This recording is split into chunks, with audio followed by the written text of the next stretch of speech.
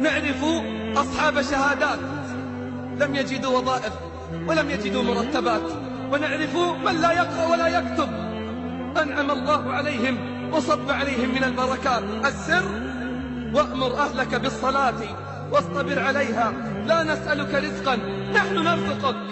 جاء أحدهم إلى أحد الصالحين يشتكي ارتفاع الأسعار والأثمان. قال الصالح: والله ما أبالي لو أن حبة الشعير بدينار، علي أن أعبده كما أمرني وعليه أن يرزقني كما وعدني. علي أن أعبده كما أمرني وعليه أن يرزقني كما وعدني. وما خلقت الجن والإنس إلا ليعبدون ما أريد منهم من رزق وما أريد أن يطعمون.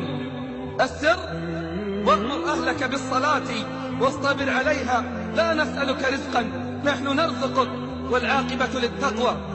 لما تنزل قول الله جل في علاه على النبي صلى الله عليه وسلم: فخلف من بعدهم خلف أضاعوا الصلاة واتبعوا الشهوات فسوف يلقون غيا.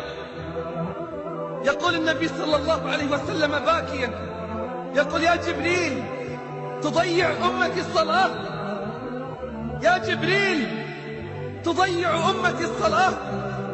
قال: يا محمد يأتي أقوام من أمتك يبيعون دينهم كله بعرض من الدنيا قليل، فضيعت الصلوات وارتكبت المحرمات، كيف يستقيم الحال وكيف يتربى المجتمع على الفضيلة إن لم يحافظ على الصلوات؟ أليست الصلاة هي التي تنهانا عن الفواحش والمنكرات؟ أليست الصلاة هي التي تنهانا عن الفواحش والمنكرات؟ يكفينا أمرا ربانيا واحدا حتى نعلم عظم قدر الصلاة عند الله. أما يكفيك أن الله افترضها فوق السماوات؟ أما يكفيك أن تعلم من قدر الصلاة وعظم شأنها عند الله أنها فرضت فوق 7 سماوات وهو بالأفق الأعلى؟ ادنا فتدلى فكان قاب قوسين أو أدنى فأوحى إلى عبده ما أوحى.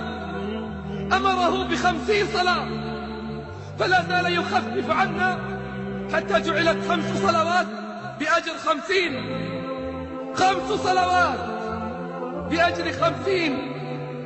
الصلاة نور، كيف تستطيع أن تسير في الظلمات؟